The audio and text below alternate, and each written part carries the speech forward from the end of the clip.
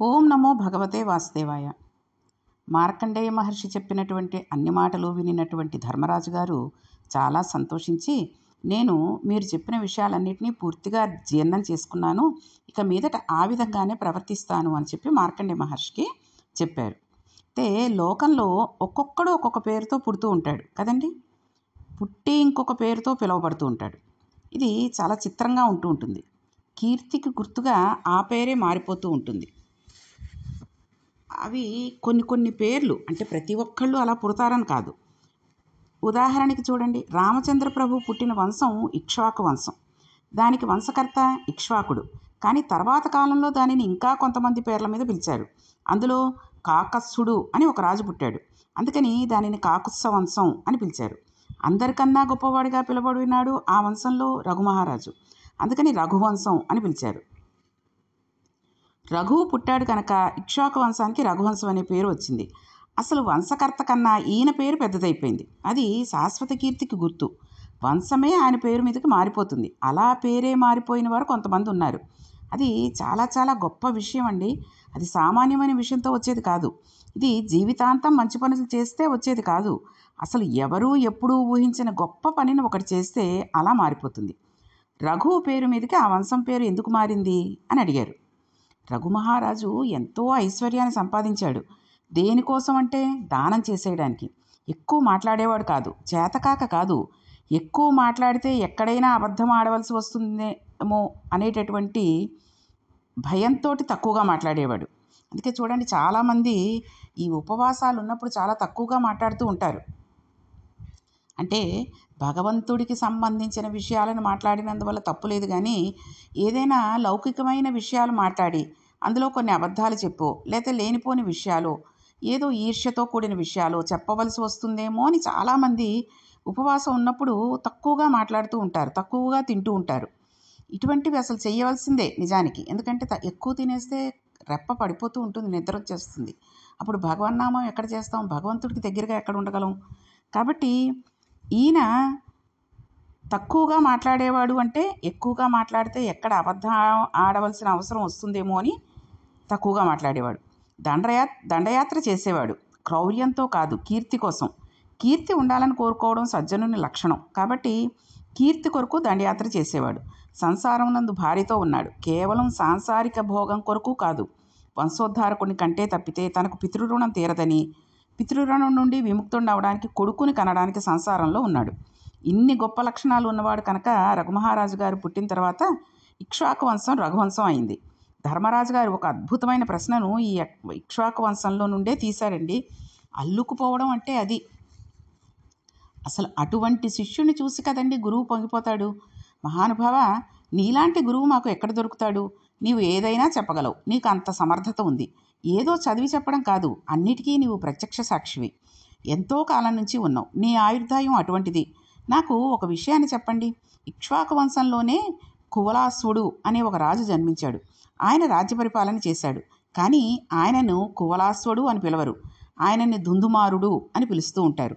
కువలాశ్వుడి పేరు కువలాశ్వుడు అని లేకుండా దుందుమారుడు అని ఎందుకు వచ్చింది అని అడిగాడు.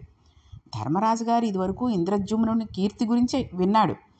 పేరే మారింది అంటే ఏదో ఉండాలి కదండి. అంతలా ఆ పేరు ఎందుకు మారింది, ఆ విశేషం ఏంటో నాకు చెప్పవలసింది అని మార్కండేయ మహర్షిని ధర్మరాజు గారు అడిగారు. ధర్మరాజు గారికి కూడా ఒక పేరు ఉందండి. ఆయన పేరు అజాత శత్రువు అంటారు ఆయన్ని. ఆయనకు అసలు శత్రువులు పుట్టరు. అంటే మనకు అనుమానం రావచ్చు, మరి దుర్యోధనుడు లేడా అని అనుకోవచ్చు. దుర్యోధనుడికి ధర్మరాజు శత్రువు, కానీ ధర్మరాజుకి దుర్యోధనుడిని ఎప్పుడూ కూడా ఆయన శత్రువుగా చూడలేదు. కాబట్టి ఆయనకు శత్రువులు లేరు. ఈ భావన చేత ఆయన పవిత్రుడు. ధర్మరాజు గారు ఈ ప్రశ్న వేస్తే మార్కండేయ మహర్షి ఎంతో సంతోషించి అందుకు సంబంధించిన కథను చెప్పడం ప్రారంభించాడు. ఉదంకుడు అని ఒక మహర్షి ఉండేవాడు. ఆయన శ్రీ మహావిష్ణువు దర్శనాన్ని ఆపేక్షించి పరమభక్తితో కొన్ని వేల సంవత్సరాలు గొప్ప తపస్సు చేశాడు. విష్ణువు ప్రత్యక్షమయ్యాడు. ఉదంకుడు శ్రీ మహావిష్ణువుని స్తోత్రం చేశాడు. దేవదేవ శృతి ప్రమాణ విధేయ మాధవ జంగమ స్థావరాత్మకమైన లోకముల్ సర్వమున్ భవదీయ మాయా విధేయము విశ్వరూపుడు అవ్యవుండవు నీవు సద్భావస్థుతిని నిన్నెరిగిపాయ పాపములచ్యుత. నిన్నెరిగినన్ పాయు పాపములచ్యుత, నువ్వెవరో తెలుసుకుంటే, నీ గురించి తెలుసుకుంటే చాలు, పాపాలన్నీ నాశనం అయిపోతాయి అచ్యుత అన్నాడనమాట. ఆయన ఏమన్నారంటే, ఓ దేవదేవా, వేదాన్ని ప్రమాణంగా లోకానికి ఇచ్చినవాడా, వేద ప్రమాణం చేత లోకానికి తెలియబడేవాడా, వేదమును ప్రమాణంగా పట్టుకుంటే విష్ణువు అందుతాడు. అటువంటి జంగమస్థావర ఆత్మకమైనటువంటి లోకానంతటికీ కూడా భవదీయ మాయ కప్పి ఉంది.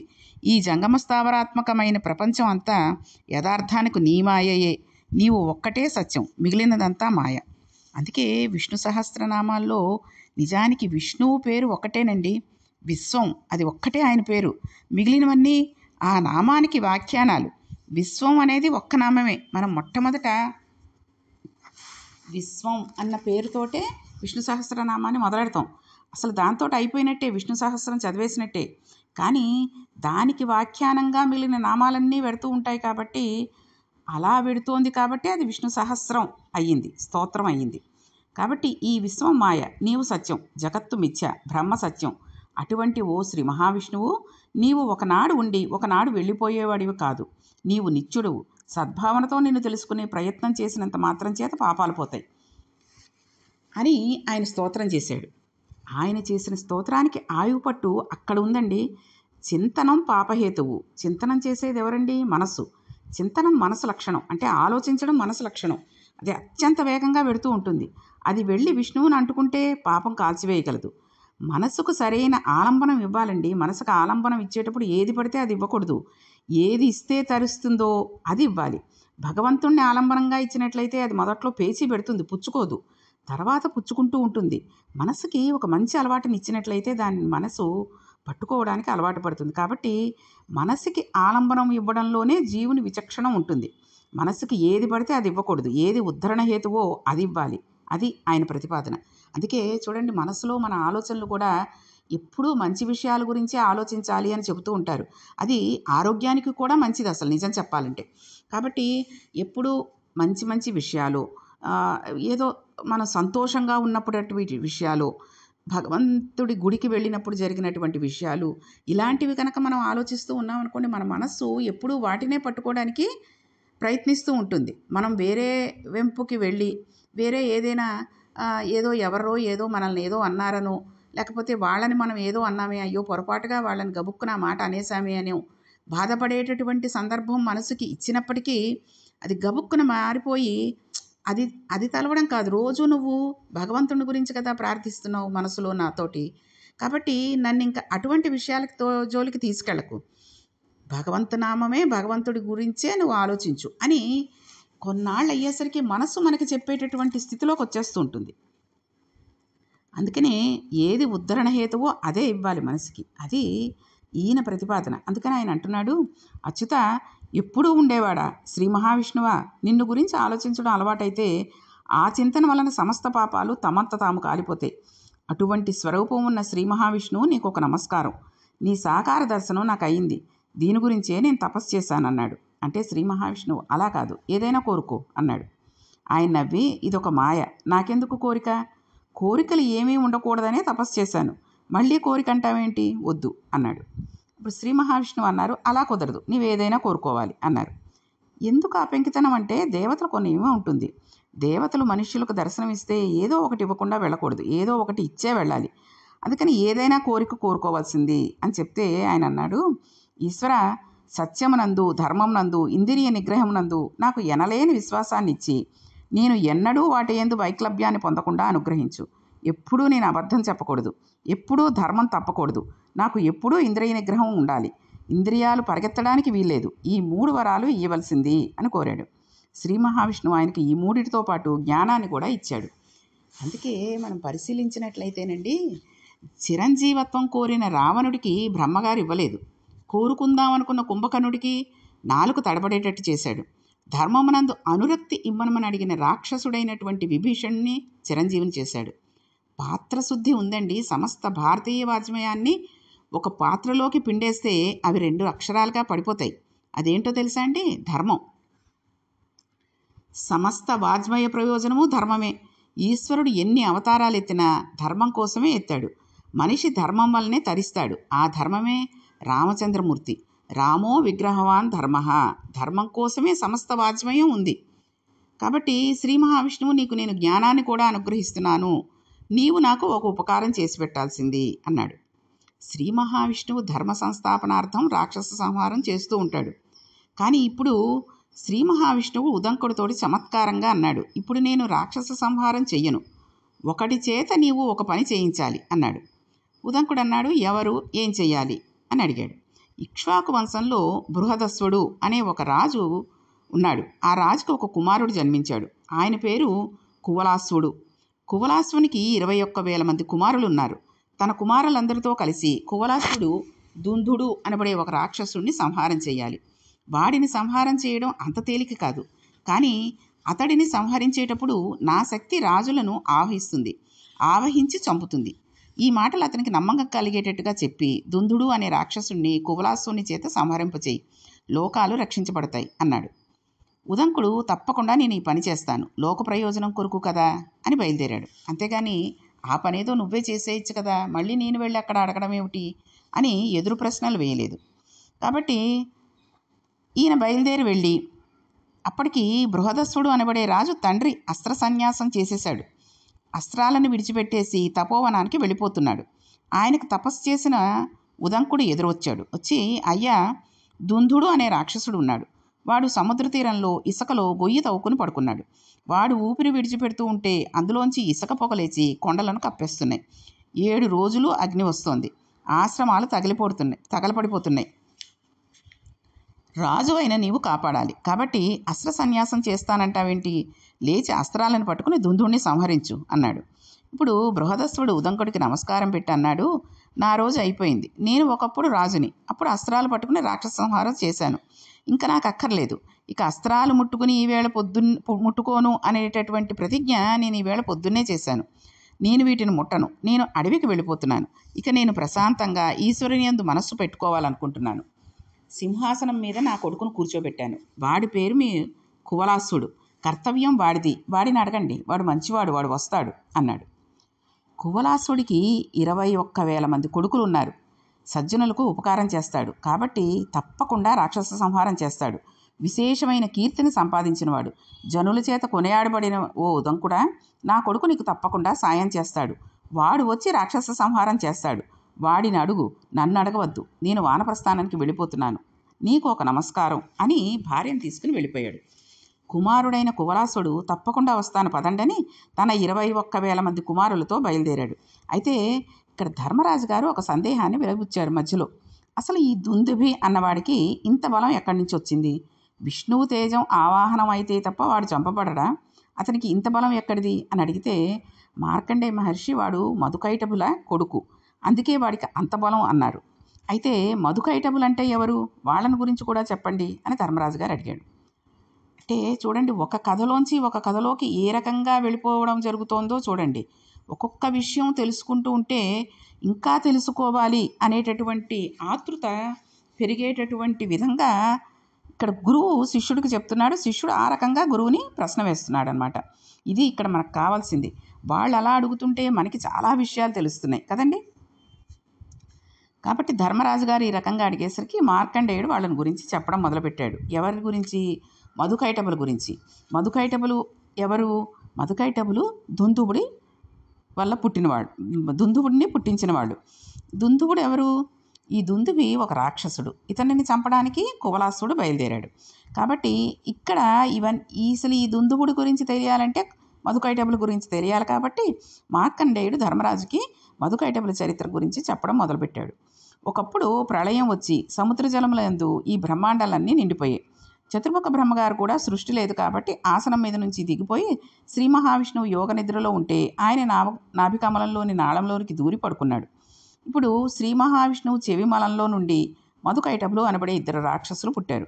వాళ్ళిద్దరూ వచ్చి బ్రహ్మగారిని కొట్టి లేవమన్నారు. ఆయన లేచాడు. లేచి, మీరెవరు, ఎందుకు నన్ను ఇలా కొడుతున్నారు అని అడిగాడు. ఇప్పుడు వాళ్ళు అన్నారు, నిన్ను కొట్టడానికే వచ్చాం అని బ్రహ్మగారిని కొడుతున్నారు. ఆయన, నాన్న నన్నెవరో కొట్టేస్తున్నారని ఏడ్చాడు. వెంటనే విష్ణువు లేచాడు. అసలు ఈ సంఘటన వింటేనే మనకు విచిత్రంగా ఉంది కదండి. బ్రహ్మగారిని కొట్టడం ఏమిటి రాక్షసులు, ఆయన నాన్న నన్ను కొడుతున్నారని ఏడవడం ఏమిటి, చంటి పిల్లలాగా మామూలు మనుష్యులాగా ఈ రకంగా చేయడం ఏమిటి అని అనిపిస్తోంది కదండి. కానీ ఇందులో ఒక పెద్ద రహస్యం ఉంది. అసలు మధుకైటబులు అన్న మాటకు అర్థం ఏమిటో తెలుసా అండి? నేను, నాది అనే ఈ రెండిటి దగ్గరే రాక్షసత్వం మొదలవుతుంది. మధువు అంటే తేనె. ఒక్క తేనె చుక్క చుట్టూ ఎన్నో చేమలు చేరినట్టుగా మధువు చుక్క ఉంటే ఎన్నో నాదులు ఉంటాయి. అది మధుకైటబులు అంటే. వాళ్ళకి పుట్టినవాడు దుందుడు. వాడి దుందుడుకుతనం చాలా భయంకరంగా ఉంటుంది. వాడికి మంచి చెడు ఏమీ ఉండదు. ఎప్పుడూ అవతల వాడిని పాడు చేస్తూనే ఉంటాడు. మధుకైటబులు బ్రహ్మగారిని కొడుతూ ఉంటే శ్రీ మహావిష్ణువు లేచి వాళ్ళిద్దరి వంక చూశాడు. విష్ణువునందు ఆయన జగత్పరిపాలకుడు కదండి, కాబట్టి ఆయన ఎందు తమాషా ఉంటుంది. విష్ణువునందు ఒక తమాషా ఉంటుంది.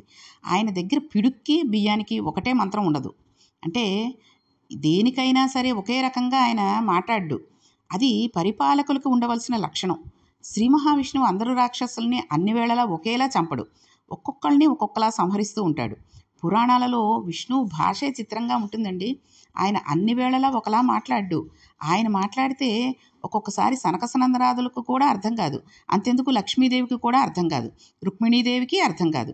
అలా ఉంటుంది ఆయన భాష. ఆయన లేచి అన్నారు, నాన్న నాన్న ఇలా కొడుతున్నారు నన్ను అని బ్రహ్మగారు అనగానే, అబ్బా మీకు ఎంత బలం, నేను పడుకుంటే బ్రహ్మగారిని కొట్టారా, మీకేం కావాలో అడగండి అన్నారు. అసలు అలా అంటారు, ఎందుకర్రా కొడుతున్నారు బ్రహ్మగారిని అని అడుగుతారు కదండి. అలా అనకుండా ఆయన ఇలా అన్నాడు, వాళ్ళు మూర్ఖులు. రాక్షసత్వం మూర్ఖత్వమే కదండి, తెలివితేటలు ఉండి కాదు, అదో మూర్ఖపు మొండిపట్టు. వాళ్ళన్నారు, నువ్వు మాకిస్తావా, వరాలు అడగాల, పెద్ద గొప్పవాడికి పుట్టుకొచ్చావులే, నీకేమైనా కావాలంటే చెప్పు, మేమే నీకు ఇస్తాం అన్నారు. నిజంగా ఇస్తారా అన్నారు శ్రీ మహావిష్ణువు. మేము ఆడిన మాట తప్పం, నిజంగా ఇస్తాం, అడుగు అన్నారు ఆ రాక్షసులు. దాంతో శ్రీ మహావిష్ణువు అన్నారు, అయితే మీరు నా చేతిలో చచ్చిపోండి అన్నారు. ఇప్పుడు వాళ్ళు అలాగే చచ్చిపోతాం, కానీ మాకు ఒక కోరిక ఉంది అన్నారు. వాళ్ళు అన్నారు, ఎక్కడ నీళ్లు లేవో అక్కడ మమ్మల్ని చంపవలసింది అన్నారు. అప్పుడు శ్రీ మహావిష్ణువు అలాగా అయితే రండి అని వాళ్ళని తన తొడల మీద పడుకోమన్నాడు. చక్కగా వాళ్ళిద్దరూ శ్రీ మహావిష్ణువు తొడల మీద పడుకున్నారు. వాళ్ళు అసలు ఎంత అదృష్టవంతులో చూడండి రాక్షసులైనప్పటికీను. వెంటనే ఆయన తన చక్రాయుధంతో వాళ్ళ బుర్రల్ని నరికేశాడు. వాళ్ళు చచ్చిపోయారు. ఇది విష్ణుతత్వం, అది పరిపాలనాంశ. అలా వాళ్ళిద్దరూ చచ్చిపోయారు. మధుకైటభుల కుమారుడే ఈ దుందుడు. దుందుడు చాలా అగత్యాయంతో ప్రవర్తిస్తూ ఉంటాడు. ధర్మరాజా ఆ దుందుడునే చంపమని కువలాసుడిని అడిగాడు. అడిగితే మహానుభావుడు కువలాసుడు తన 21,000 మంది కొడుకులతో కలిసి సముద్ర తీరానికి వెళ్ళాడు.